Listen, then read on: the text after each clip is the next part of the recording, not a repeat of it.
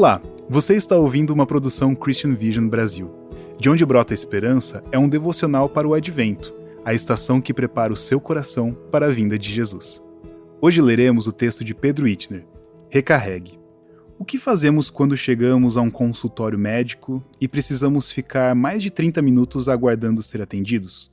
Logo pegamos nossos smartphones e começamos a rolar infinitamente as redes sociais, sedentos por estímulos que nos ajudem a aliviar qualquer tipo de tédio.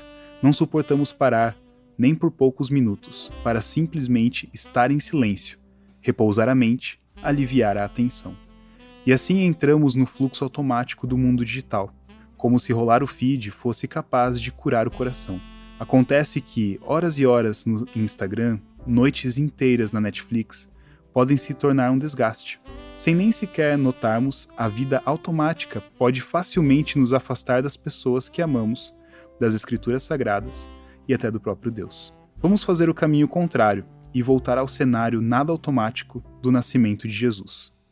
Em Lucas 1 e 2, vemos uma série de eventos que apontam para o nascimento de Jesus.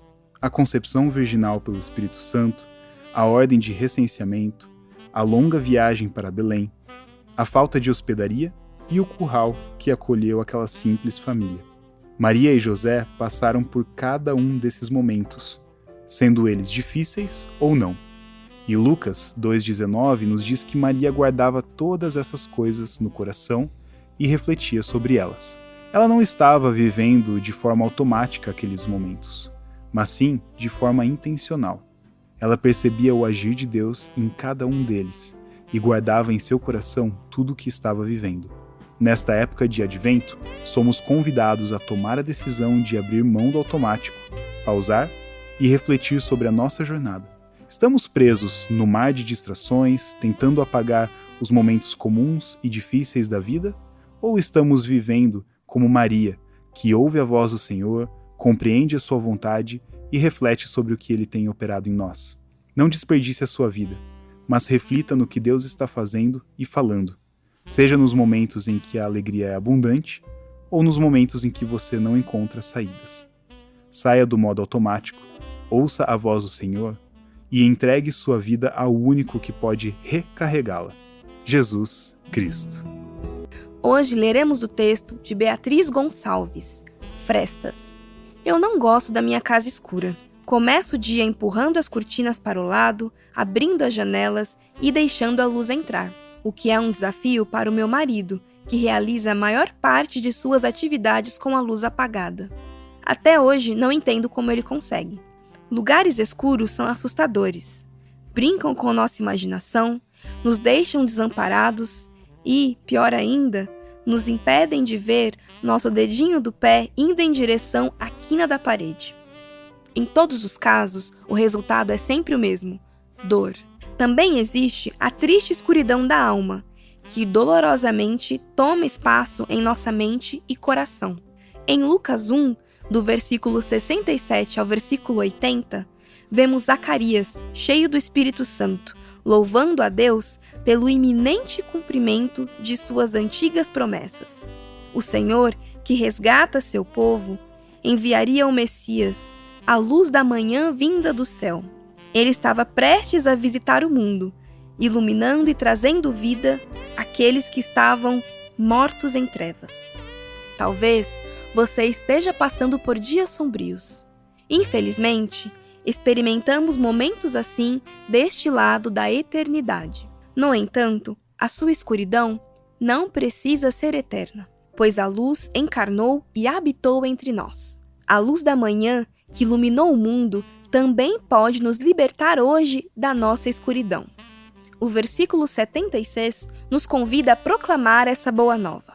Assim como nós, existem incontáveis pessoas em nosso cotidiano que lutam contra as suas próprias trevas. Imagine como a vida delas seria caso a luz refletisse em nós e as iluminasse também.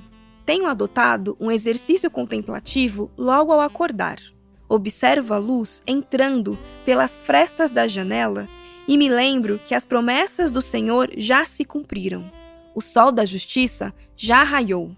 Começo meus dias, sejam calmos, sejam caóticos, iluminada pelo cuidado de Deus. Cristo ilumina todos os cantos de nossa vida, até os mais sombrios, e se irradia àqueles que nos cercam.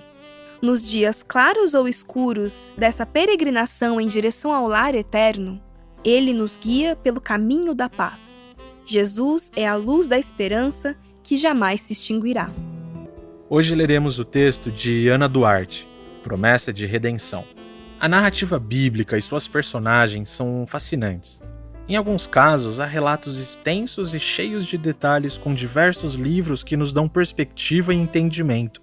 Em outros, porém, há apenas uma pequena menção, quase que passageira, mas digna de ser estudada e compreendida. Falemos sobre alguém que recebe apenas 3 versículos para chamar de seus. A profetisa Ana, no Novo Testamento. A história dela aparece apenas no Evangelho de Lucas. Brevemente, apresenta o nome de seu pai, relata sua viuvez e mostra o quanto Ana esperava a redenção de Israel. Também sabemos que após experimentar tragédia na morte de seu marido, ela escolheu não se afastar do templo, cultuando a Deus dia e noite com jejuns e orações. E que estava presente no dia em que Maria e José foram apresentar Jesus conforme a tradição.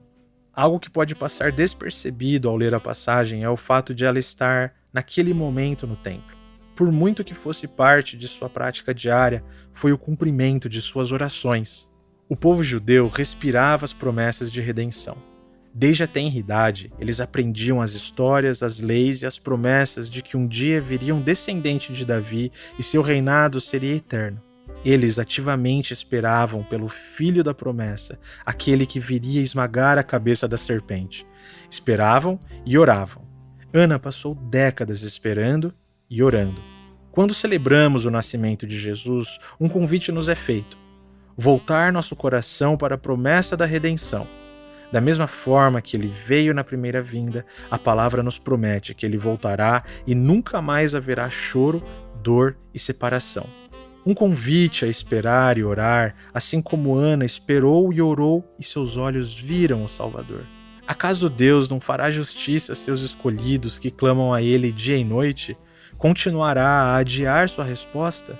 Eu afirmo que Ele lhes fará justiça e rápido. Mas, quando o Filho do Homem voltar, quantas pessoas com fé Ele encontrará na terra?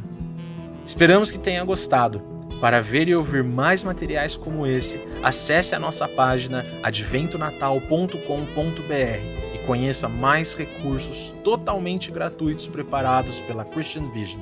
Obrigado!